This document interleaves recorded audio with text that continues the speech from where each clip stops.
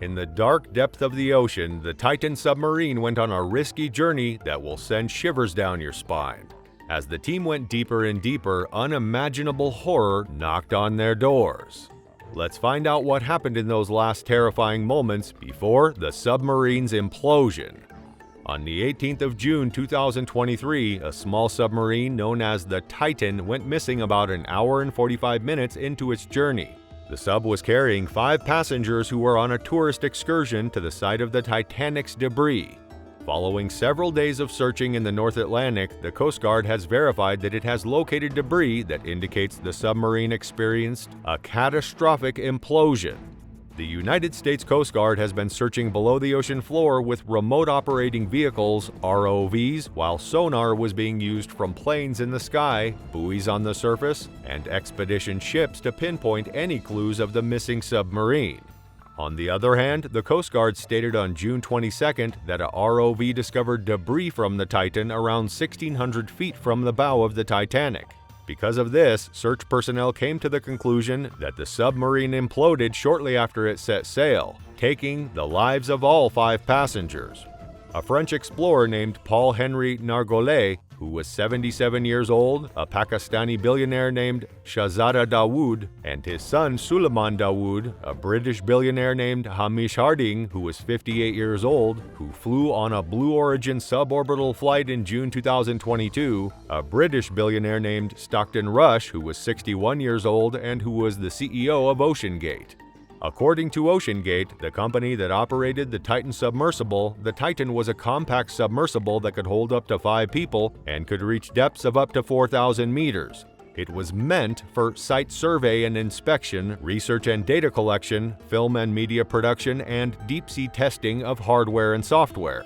The Titan was constructed out of carbon fiber, featured a controller similar to those used in video games, did not have a global positioning system (GPS), and relied on text messages transmitted by the polar prints over an audio system for navigational aid.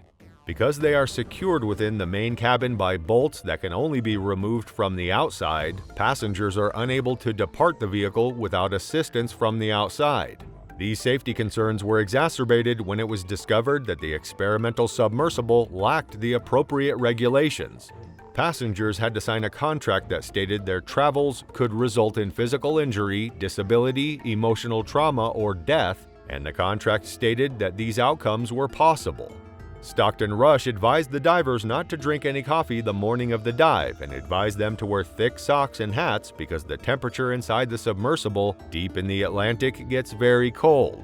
The passengers were also advised to keep their expectations in check until they arrived at the Titanic, as the sub's lights would be off to conserve battery, but they could still see the bioluminescent sea creatures. The passengers were also warned that condensation pools might form on the floor and that they should avoid getting their feet wet.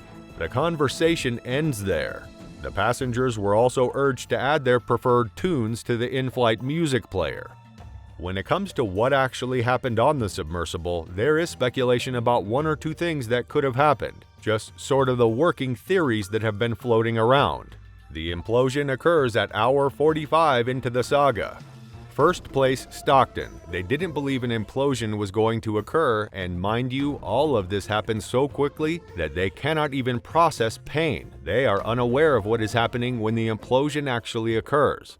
Rush might have realized something was off because there had been reports of creaking in previous submersible dives. He could have attempted to return to the surface at that point, where it may have imploded. The leader of the team that found the Titan sub's wreckage also stated that one ROV was lost during the search because it was unable to withstand the depth. This guy was speaking shortly after the search was over and the wreckage was recovered, when he claimed that they had pushed the ROVs extremely hard and that one of them was simply unable to withstand the depth and air pressure. People are concerned about damage to the Titanic from tourist visits as a result of the Titan sub's implosion and are already feeling extremely sorry for the people who lost their lives in this accident. What are your views on this incident? Do share your opinions in the comments below.